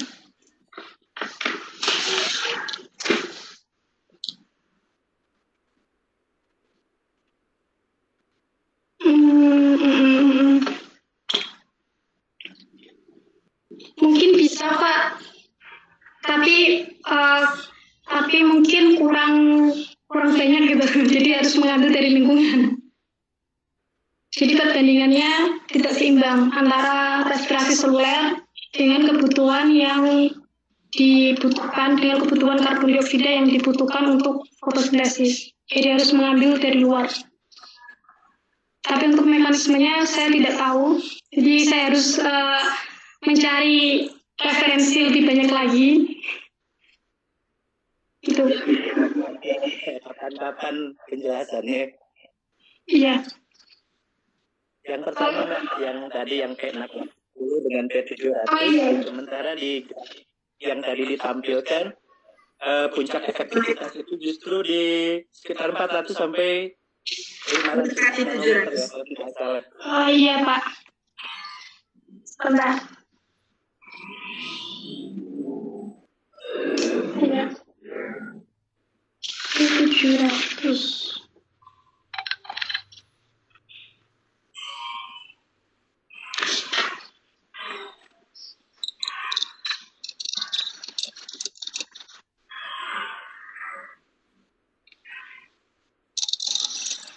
Bu Andin? Iya. Iya, ini tampaknya ini ya, materinya sangat luar biasa ya, materi kelas 12. Betul, materi kelas 12. Saya sebagai pendengar pertanyaannya ikut menarik napas panjang. Mohon maaf jika jawaban saya kurang memuaskan ya Pak, karena sini saya belajar belajar biologi juga tidak begitu selama Bapak Ibu semua ada di sini kan udah senior. Nanti sama-sama kita belajar lagi. Iya, sama-sama belajar Pak. Betul Pak Hendra, saya juga kalau mau masuk kelas untuk mengajar dua materi ini harus banyak bismillah dulu. Untuk pemahamannya. Karena Ibu punya akses ke kampus, jadi bisa tolong mencarikan pertanyaan tersebut, mungkin nanti bisa dijawab. Iya. Begitu. Iya Pak. Iya, ini mohon maaf saya belum bisa menjawab, jadi saya harus mencari referensi yang banyak untuk menjawab pertanyaan Bapak. Maaf, kebetulan soalnya ada yang narasumber jadi kepingin bertanya begitu. Iya. Iya, terima kasih Bapak atas Terima kasih pertanyaannya. untuk jawabannya. 700. Ibu nanti lewat panitia barangkali. Terima kasih sekali lagi. Atur suwun, monggo. Bapak, terima kasih. Bu Ismiati ya Bu Andina ya. Enggak Ibu Ismiati. Saya buka dulu.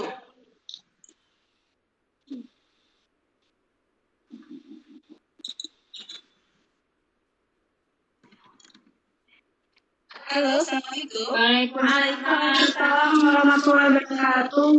Terima kasih Ibu para hukum dan Ibu host yang telah memberikan kesempatan kepada saya. Saya Ismiati Mahmuda dari Man1 Kota Malang mau bertanya kepada Ibu Rita Aryani yang masih imut-imut ya. Ini anak saya ini. Ya, imut-imut cantik. Ini Bu Rita mau saya bertanya. Tadi kan di dalam transfer elektron itu ada kompleks 1, 2, dan 4 yang saya tanyakan. Ya. Jika kompleks 4 tidak berfungsi, dapatkah kemiosmosis menghasilkan ATP? Jika bisa, bagaimanakah laju sintesisnya? Apakah akan berbeda dibandingkan laju sintesis normal? Iya, terima kasih. Kompleks 4 di transfer elektron respiratori tadi. Iya, terima Apa kasih. namanya? Mitokondria. Ya, Ibu Rita, jika misalnya nanti mungkin waktunya sudah sudah sedikit ini saya lihat ya, boleh saya dikirimi untuk jawabannya via email saya, enggak? Terima kasih. Iya, terima kasih Ibu Rita yang imut dan cantik. Assalamualaikum. Waalaikumsalam warahmatullahi wabarakatuh. Jadi apabila terjadi kerusakan pada kompleks 4 ya Bu, kompleksnya jumlahnya 5. Namun di sini kompleks 1 sama kompleks 3 kan masih bisa berfungsi, menghasilkan memompa proton. Kalau dalam fosforilasi oksidatif berarti memompa proton dari matriks menuju ke ruangan membran. Sehingga di sini masih ada gradien. Mungkin yang dihasilkan tidak 3 ATP kalau NADH, kurang dari 3 ATP. Mungkin 1,5 itu sampai 2, Bu Rita. Bisa 1,5 sampai 2, Bu Rita. Kalau secara teori kan 3 ATP, tapi secara itu 2,5 itu karena ada kebocoran proton. Jadi proton itu bisa masuk tapi secara lambat, bisa masuk lewat difusi secara lambat. Nah, namun kalau di sini terjadi kerusakan pada kompleks 4 mungkin kurang dari 2,5 ATP, mungkin ya Bu. Oh gitu. Iya, terima kasih. Kira-kira 1,5 mungkin ya Bu, separuhnya karena yang keempat itu tadi kan ada kebocoran dari protonnya, begitu ya Bu ya. Terima kasih atas penjelasannya. Ya, terima kasih. Kemudian satu lagi Bu Rita, mohon maaf. Halo Bu Rita. Iya Bu. Mohon maaf, ini kan kalau saya ngajar untuk fotosintesis itu kan ada, kalau istilahnya dulu itu adalah metode jembatan keledai. Artinya apa? Dengan menggunakan kalimat-kalimat itu siswa itu mudah mengingat. Contohnya misalnya pada siklus Krebs. Iya, siklus Krebs. Itu kan ada yang mudahnya. Nah, di sini ada yang glikolisis, apakah ada?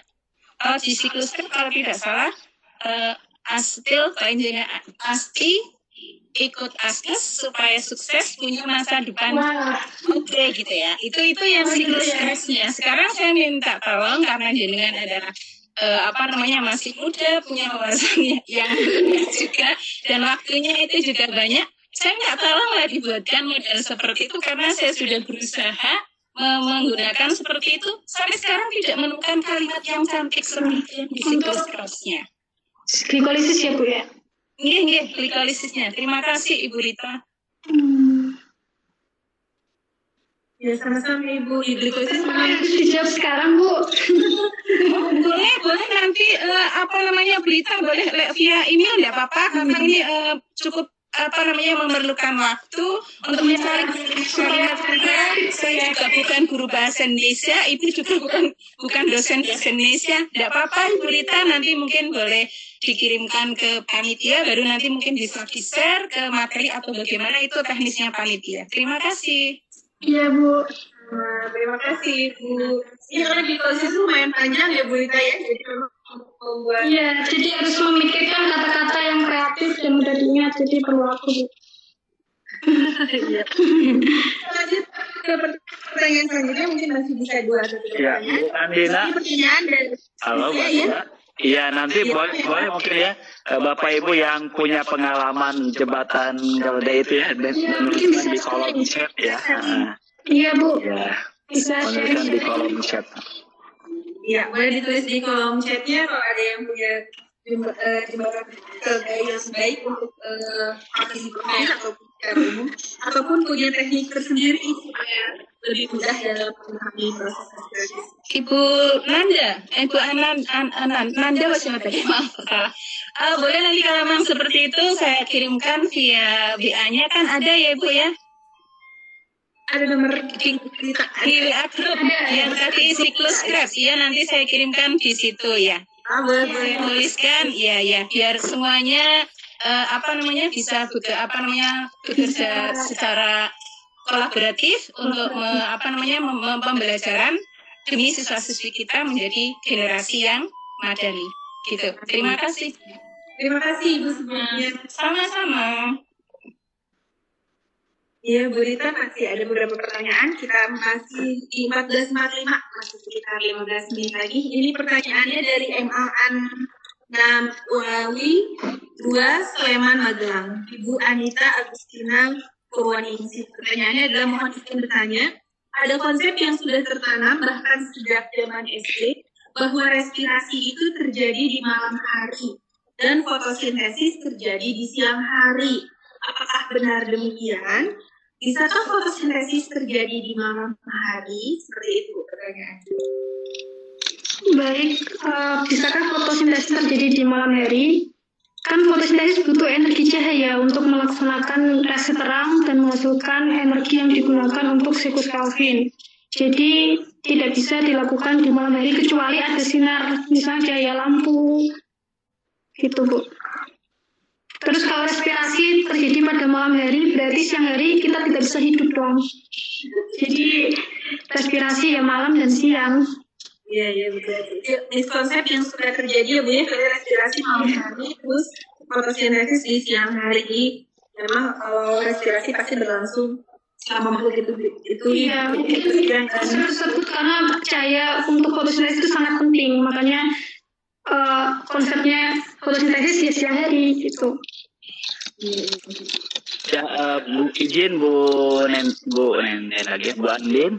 Halo, Renda. Iya, sepertinya tinggal beberapa pertanyaan lagi, karena mungkin nanti ada closing statement dari Ibu pemateri. Iya, betul. Ini tampaknya seperti ujian sidang ya, Bu Rita. Iya, saya makin ujian. Merasakan ujian yang kedua kalinya. Iya, ini pertanyaannya itu kayak itu ya dari penguji nih. Oh, iya, ini kan Bapak Ibu guru hebat se-Indonesia ya, sudah berpengalaman dengan mata biologinya.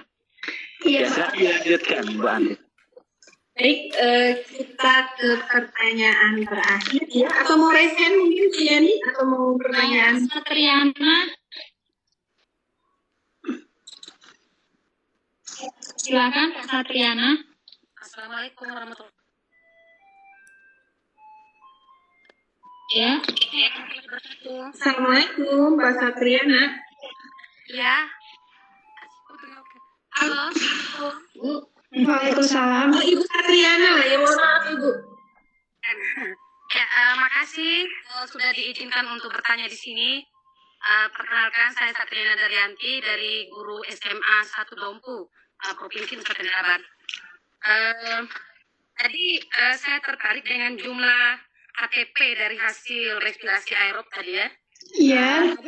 Yang mengatakan 38 jumlah ATP-nya, kemudian ada literatur yang mengatakan 36 jumlah ATP-nya. Iya. Kemudian saya berkata, untuk yang mengatakan jumlah ATP-nya 36 itu, di situ dikatakan yang 2 ATP-nya gunakan untuk memindahkan NADH dari sitosol menuju mitokondria. Iya, betul. Iya, 8 kurang 2 jadi 36 gitu ya. Iya, betul. Ya, kemudian pertanyaan saya Mbak Rita. Iya. Untuk pigmen fotosintesis itu kan ada 3 tuh.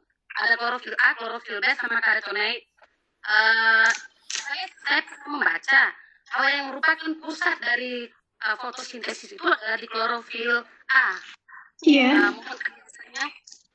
Ya, demikian. Assalamualaikum warahmatullahi wabarakatuh. Waalaikumsalam. Ini saya ingin menjelaskan kembali yang ATP tadi ya Bu ya. 38 sama 36. Nah, 38 ATP itu karena NADH distolik masuk ke sistem transfer elektron itu melalui Malat shuttle. Jadi NADH tetap jadi NADH. Sementara untuk yang 36 ATP itu karena NADH sistolik itu digunakan untuk NADH sistolik itu ditransfer ke membran dalam itu lewat FAD2 sehingga yang secara teoritis NADH itu dihasilkan 3 ATP, justru di sini dihasilkan 2 ATP. Jadi ada selisih antara 36 sama 38. Terus di sini tadi saya membaca di kolom chat bahwa 36 itu karena 2 ATP-nya digunakan untuk glikolisis. Nah itu menurut saya bukan seperti itu karena 2 ATP itu sudah terbayarkan ketika glikolisis menghasilkan 4 ATP. Kan glikolisis menghasilkan 4 ATP, 2 ATP-nya digunakan untuk investasi. Nah, kemudian tadi itu ada yang mengatakan untuk mentransfer NADH sistolik dibutuhkan 2 ATP. Itu berarti yang dimaksud adalah jalur glyceraldehyde 3 fosfat. Glycerol 3 fosfat shuttle. Gitu. Itu yang pertama. Terus yang kedua tadi terkait pigmen. Jadi pigmen utama yang mampu menangkap foton itu adalah klorofil A, sementara klorofil B ini hanya aksesoris ya, pigmen yang membantu klorofil A. Karotenoid juga sama bertindak sebagai aksesor apabila klorofil A sama B tidak mampu menangkap sinar foton secara optimal. Tuh. Berarti B dengan karotenoid tidak mampu menangkap itu hanya pendukung yang utama adalah klorofil A. Oh ya, utama adalah klorofil A gitu. Iya, yang utama adalah klorofil A. Itu Bu. Reaksi fotosintesis. Bagaimana Bu? Oh, jadi dengan demikian makanya dikatakan di sana bahwa klorofil A merupakan pusat dari reaksi fotosintesis gitu. Apa pemahaman lain? Itu sepertinya kerjanya kok kolaborasi ya Bu. Jadi pigmen itu tidak bekerja sendirian. Yang bekerja adalah klorofil A di pusat reaksinya, kemudian di backup oleh klorofil B dan karotenoid. Oh begitu ya. Makasih Ya. Mbak Rita atas ilmunya. Iya Bu. Sama-sama. Ya, terima kasih Ibu atas pertanyaannya. Ini masih sangat banyak pertanyaan dan banyak yang rasain juga ya Bu. Jadi tapi kalau kita ada waktu, menurut saya kita sudah sampai ke penghujung waktu. Kita sudah jam 14.53. Sebelum kita tutup, mungkin Bu Rita bisa memberikan final statement-nya. Silakan Bu Rita. sekitar itu. Ya Bu, terima kasih atas kesempatannya dan terima kasih sudah mendengarkan presentasi saya. Mungkin apa yang saya sampaikan ini masih sangat kurang ya. Jadi untuk materi fotosintesis dan juga respirasi ini mungkin bisa mencari informasi yang lebih banyak lagi supaya bisa menjawab semua pertanyaan yang belum terjawab pada sore hari ini. Kemudian untuk miskonsepsi yang dialami siswa, semoga Bapak Ibu guru semua bisa menjelaskan dengan baik ya kepada siswanya supaya tidak terjadi miskonsepsi lagi. Gitu aja sih Bu.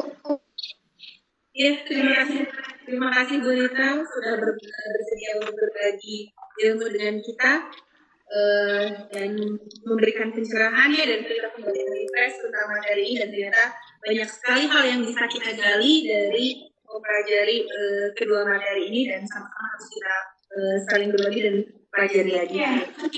Masih banyak beberapa pertanyaan, mungkin nanti kalau ditanyakan bisa lewat grup, nanti bisa disampaikan kepada Bu Rita ataupun lewat WA chat kepada materi.